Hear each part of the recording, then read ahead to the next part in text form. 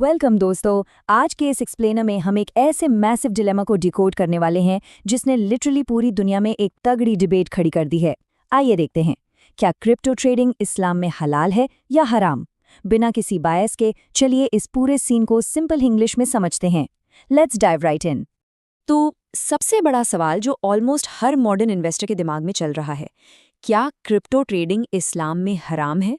अब देखिए, इसका जवाब सिंपल हाँ या ना में नहीं दिया जा सकता। सदियों पुराने एथिकल प्रिंसिपल्स को आज के इन डिजिटल एसेट्स पर अप्लाई करना, ये एक काफ़ी कॉम्प्लेक्स प्रोसेस है। तो चलिए इसको step by step break down करते हैं।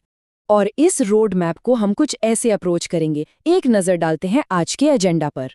पहला, क्रिप्टो और स्कॉलर्स की व्यूज़। दूसरा, गैम्बलिंग या स्पेकुलेशन जिसे माइसर कहते हैं। तीसरा, इंटरेस्ट या रिबा का इशू। चौथा, कॉइन की असली वैल्यू। पांचवां, कि टेक्नोलॉजी बुरी नहीं, ग्रीड है। और फाइनली, अर्निंग का इस्लामिक रूल। ऑल राइट, तो स्टार्ट करते हैं हमारे पहले सेक्शन से, क्रिप्टो और स्कॉलर्स के व्यूज़। सबसे पहले ये जानना बहुत ज़रूरी है कि इस रैपिडली चेंजिंग डिजिटल फाइनेंस की दुनिया में एक्सपर्ट्स और स्कॉलर्स आखिर कहाँ स्टैंड करते हैं।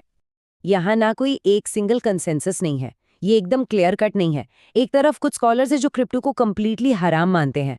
उनका मानना है कि ये कम्प्लीटली प्योर स्पेकुलेशन पर चल रहा है और इसकी कोई फिजिकल बैकिंग नहीं है। वहीं दूसरी तरफ कुछ स्कॉलर्स इसे हलाल मानते हैं, बट बहुत ही स्ट्रिक्ट कंडीशंस के साथ। वो डिजिटल करेंसी को एक वैलिड कमोडिटी तो मानते हैं, लेकिन तभी जब वो सर्टेन रूल्स फॉलो करें। तो ये topic basically black and white नहीं है। और ये एग्जैक्टली वो 3 स्ट्रिक्ट पिलर्स हैं जो इस्लामिक फाइनेंस में यूज होते हैं किसी भी मॉडर्न ट्रेड को इवैल्यूएट करने के लिए। स्टेप 1 स्पेकुलेशन चेक करना, स्टेप 2 इंटरेस्ट चेक करना और स्टेप 3 रियल यूटिलिटी चेक करना। बेसिक आइडिया ये है कि यही 3 फिल्टर्स डिसाइड करते हैं कि एक पर्टिकुलर क्रिप्टो ट्रांजैक्शन एथिकल है या नहीं।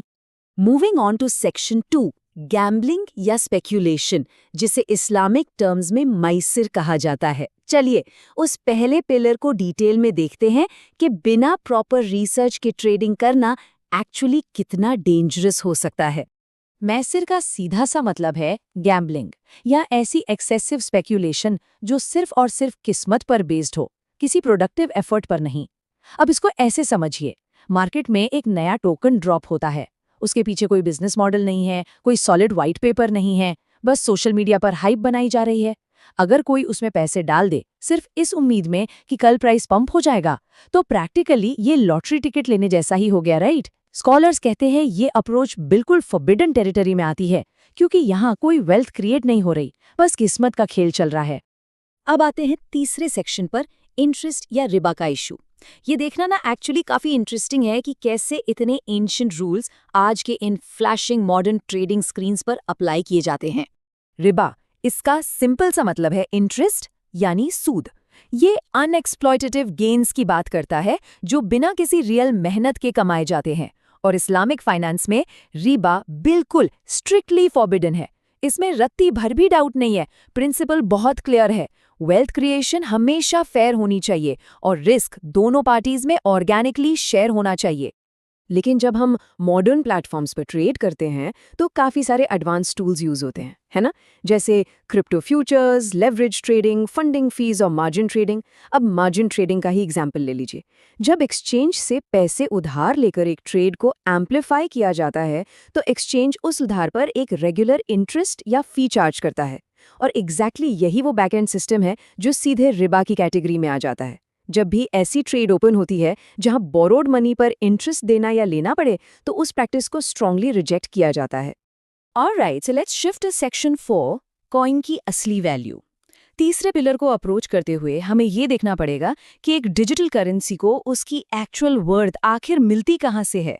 फंडामेंटल रूल ये है कि इस्लाम हमेशा रियल इकोनॉमी और टैंजिबल वैल्यू को सबसे ज्यादा इंपॉर्टेंस देता है। मतलब सिर्फ हवा में बनी आर्टिफिशियल वैल्यू को वेल्थ नहीं माना जाता। एक एसेट का फिजिकल दुनिया में कोई सॉलिड यूज केस होना ही चाहिए। अगर कोई एसेट सिर्फ इसलिए महंगा हो रहा है क्योंकि आगे चलकर किसी और को और ज्यादा महंगे में बेचने की उम्मीद है, तो बेसिकली वहां रियल वैल्यू कंप्लीटली जीरो होती है। So just look at the contrast here. एक तरफ वो मीम टोकन्स हैं जो सिर्फ इंटरनेट हाइप पर चलते हैं, जिनका एक्चुअली कोई रियल वर्ल्ड यूज नहीं है। यहाँ सीधा एक बड़ा क्वेश्चन मार्क लग जाता है। पर वहीं दूसरी तरफ अगर कोई blockchain actually real problem solve कर रही है, मान लीजिए वो इंटरनेशनल पेमेंट्स को फास्ट बना रही है या सप्लाई चेन्स को इम्प्रूव कर रही है, तो इस तरह की यूजफुल टेक्नोलॉजी को काफ़ी बेटर लाइट में देखा जाता है, क्योंकि end of the day technology एक रियल वर्ल्ड प्रॉब्लम को टैकल कर रही है। और यही चीज़ हमें ले आती है सेक्शन 5 पर। टेक्नोलॉजी बुरी नहीं, ग्रीड है। यहाँ पर यह क्लैरिफाई करना बहुत ज़रूरी है कि आखिर में ऑब्जेक्शन है किस चीज़ पर। देखिए, असली इशू ना खुद ब्लॉकचेन इनोवेशन या इस टेक से नहीं है। टेक्नोलॉजी तो एट इट्स कोर एकदम न्यूट्रल टूल है।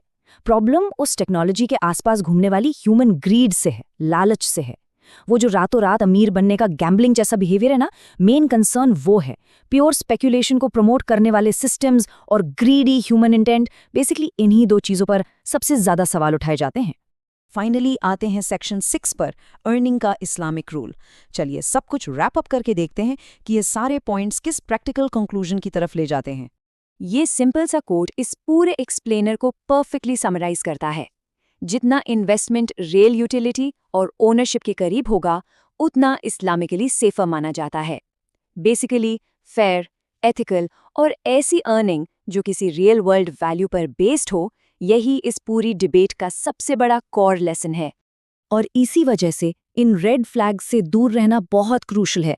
अगर किसी इन्वेस्टमेंट एनवायरनमेंट में हाई लेवरेज है, गैम्बलिंग जैसा बिहेवियर है, सिर्फ हाइप बेस्ड ट्रेडिंग है और बहुत ज़्यादा अनसर्टेनिटी है, तो टेक्निकल टर्म्स में वो इन्वेस्टमेंट सेफ जोन से उतना ही दूर चली जाती है। तो आज की इस डीप डाइव के बाद एक काफ़ी इंपॉर्टेंट सवाल निकल कर आता है। क्या हमारा अपना क्रिप्टो पोर्टफोलियो सच में रियल वैल्यू पर बेस्ड है या बस इंटरनेट हाइप पर चल रहा है? ये एक ऐसी चीज़ है जिसे हर किसी को अपनी इन्वेस्टमेंट्स इवैल्यूएट करते वक्त ज़रूर सोचना चाहिए। तो इस पर थोड़ा विचार कीजिए और हम मिलते हैं आपसे अगले एक्सप्लेनर में।